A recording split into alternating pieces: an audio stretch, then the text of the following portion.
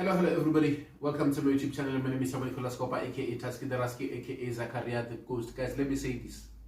South African film industry, it is rising and rising on another level, and we are catching up with the international film industry. I am the watcher. I watch only the best TV shows, only the best movies. And I'm telling you guys, I just watched the first episode of Kings of Joburg. The way it's, oh my God, the way it's done, it is done in a way that if you are the person who loves storytelling, you follow the story, you want to understand each and every scene of the movie, you want to understand the dialogue, you want to understand the reason why that scene was there. Why did they do this and that? Why did they choose that actor instead of that actress? Why did they use that kind of a car instead of using a plane or a flight? Why didn't they shoot in the location and they decided to go to shoot in the suburb? I'm that kind of a guy. And I want to sit down and look at things like, what if maybe they didn't use that model and they used the other one? How will the movie turn out to be? And guys, let me start with the beginning of the movie, like the opening scene of the movie. Like, we saw the guy wearing a pink suit. He is coming out of jail to show that he is ready to live a different life. He is giving up the things that he came in with. I believe it might be some gold watch and whatever. It might be a watch, bracelet, stuff that normally you see guys who have been criminals, who've been thugs, when they go in, you see the rings and everything, the chains. He's giving up everything and he's giving it to the police. He is walking. Now we get it. Why was he hiking? Man, that was great. And that scene now, where the lady stopped to give him a lift, now because of there is time, it's been explained, or the dialogue makes you understand why she stopped. The dialogue make you get the whole picture of, oh, now the love story, I understand how that life story goes, and it was nicely done. The robbery scene, I looked at it and I thought it was too soft. I looked at it and I thought it was like introduced before time. I was asking myself, why are they bringing the robbery so early in the movie? What is the director trying to tell us?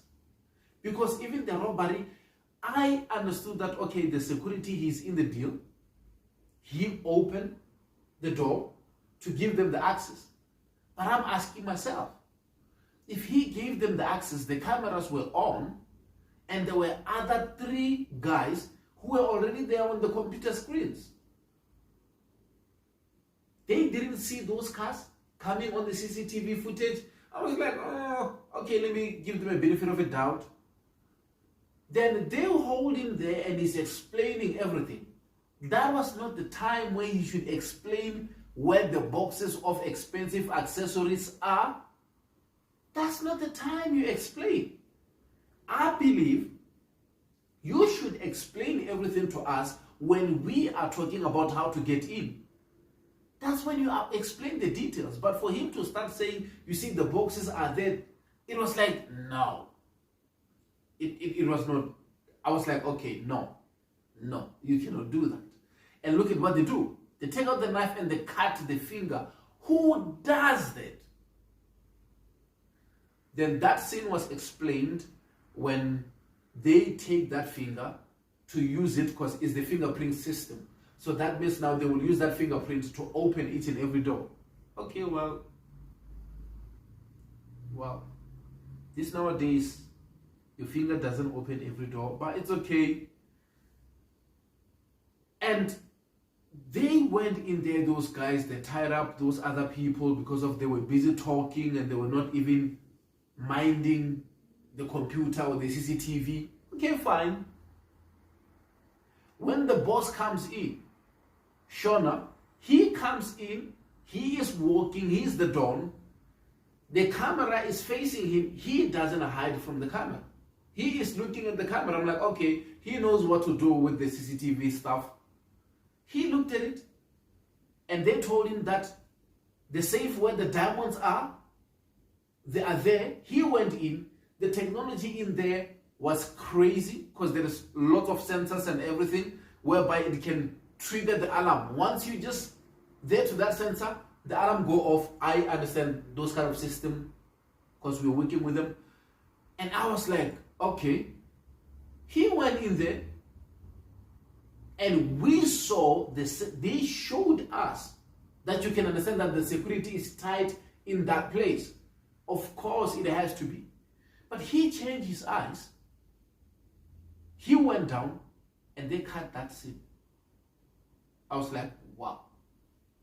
We don't even know what happened to the security who lost the finger. We don't know what happened to the guys that they tied them up. We don't know what happened in there. The next thing when you see the robbery has been reported, diamonds and gold and things are stolen, like, why? But now, I continued to watch the movie. I moved away from that scene and I understood that, oh, they introduced the robbery scene earlier so that it can build up the whole story. So it can set up the whole story. When they tell you the story about the guy who was arrested, the brother who was arrested and who is out now, the police will use that crime scene so that they can blackmail him. They will want him to snitch or give the names of the other people who are doing crime and everything. He will help them to solve the crime because they're failing. That means he didn't snitch in jail. It was just his time to get the parole after he served 10 years. And after he's out, we saw that he doesn't have a good relationship with the son because of the son. Ooh, when they introduced the scene, 3 women, 3 mommies, ladies. I was like, wow. He got some females down. Oh my God. He got some females down in that building, man. I was like, that's just every young man's dream. But once you grow up, you don't value those things much because you understand that time is so important. You cannot do that all the time. But it's exciting when you see it on the movie. It's exciting when the director of the film or maybe the writer of the film decided to say, I need to fill this in here. It's gonna match so well because the boy is a spoiled child. He got money and everything. It will work well. But we know the Fergusons, they've done it with SK. Did they? Okay. No, it's the video which was trending, SK because they're doing this and that. But that's not the real thing. Let's leave that one out because it's the thing that he was doing in his private time. It was trending, but he apologized for that. That's fine. I brought his name simply because of his in this movie. Right. So now, let me continue. When the story continues, the police reveal that the brother who did 10 years in jail has a daughter, and the daughter has been hidden away from the brother all this time. He comes home, he's angry, and he finds out that his wife is now married to the brother. He went to jail to do 10 years to save the brother and the family. He lost his wife also. His son is no longer in good books with him. He is telling him that you chose your brothers and you gave up us. Wow. And the same people that he saved, he took the bullet for, are the same people who hired the sniper to come and kill him. And the worst part, or what they did so well, is when they reveal the daughter. She is amazing. She's so beautiful. She's such an angel. She's just a darling.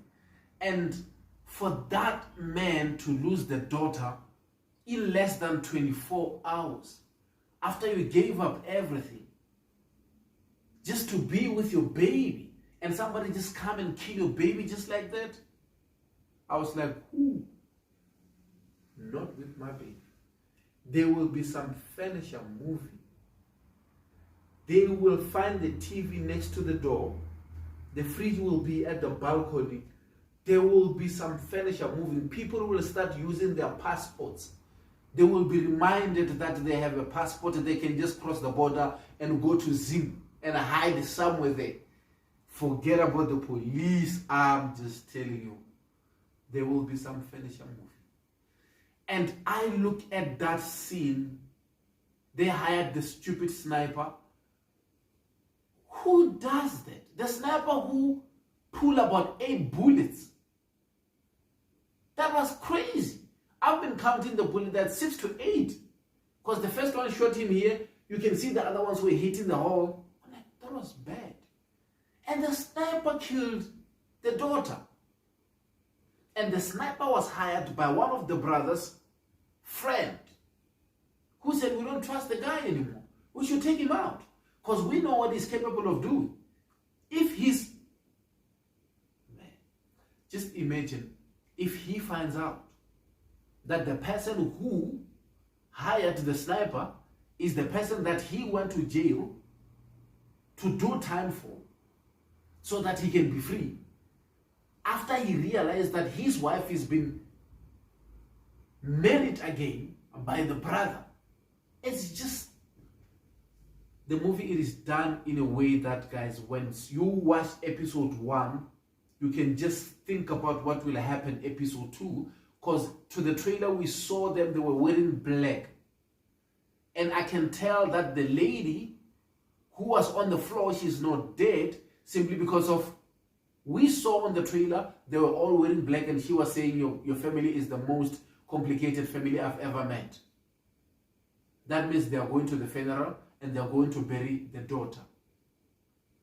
You just met your daughter that you didn't even know she exists this morning. And before the sunset, somebody come and kill your daughter. Just imagine, because they said it's 6-part series. Imagine episode 2, 3, 4, 5, 6. What will happen? Guys, it's going to be amazing, because I heard that they even have contract killers from Mozambique. Oh my goodness. The Fergusons are holding the baton. They are leading the race. I'm telling you. And they are giving people jobs, because the actors who are there, they are those actors who used to be on our TV screen and no one is giving them jobs anymore. But I also question our South African actors. If you are in the film industry for more than 10 years to 20 years and you don't even have a movie under your name, you don't learn to write or produce or even direct, it's crazy. What are you doing? Are you acting so that you can pay bills and support your children? Or are you acting because of this thing, it burns in you? Storytellers will tell stories regardless, guys. Give us, even if a 5-minute film, it's okay.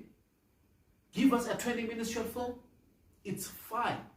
But stop waiting for people to call you guys and give you jobs. Because I watched 80% of people who are in this movie, they are actors that we know, but they were forgotten.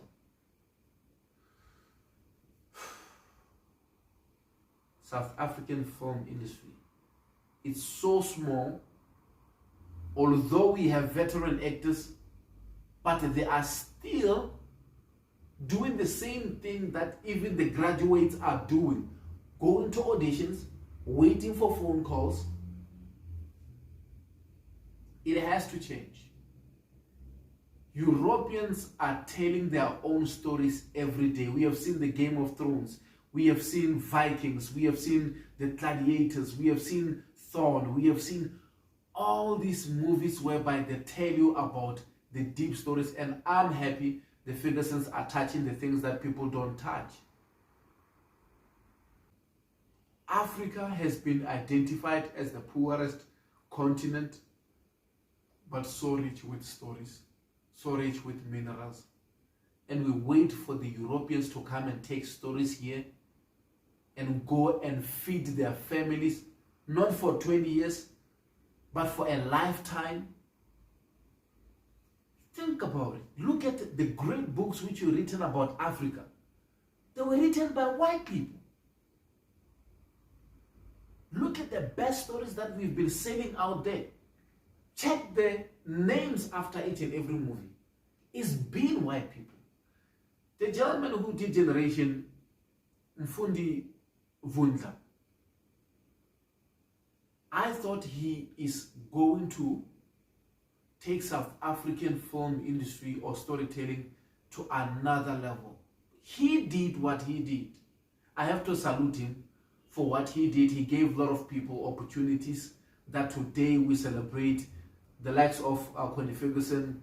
We have seen, I always call him Damo Ahale, but it's Rapulana.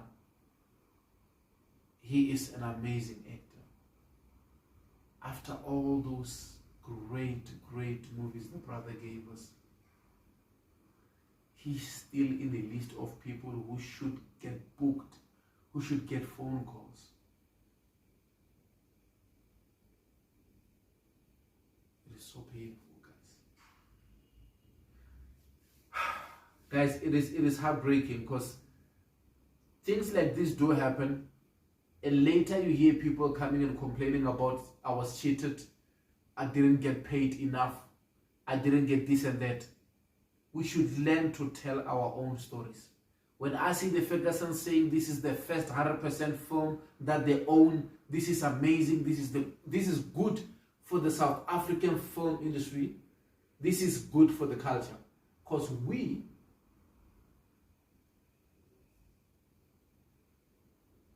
are joining in the race. It's a relay race, guys. Don't forget that. I might not be running, but I'm warming up. When my turn comes, I run like nobody's business. I appreciate you guys showing me love and support, guys.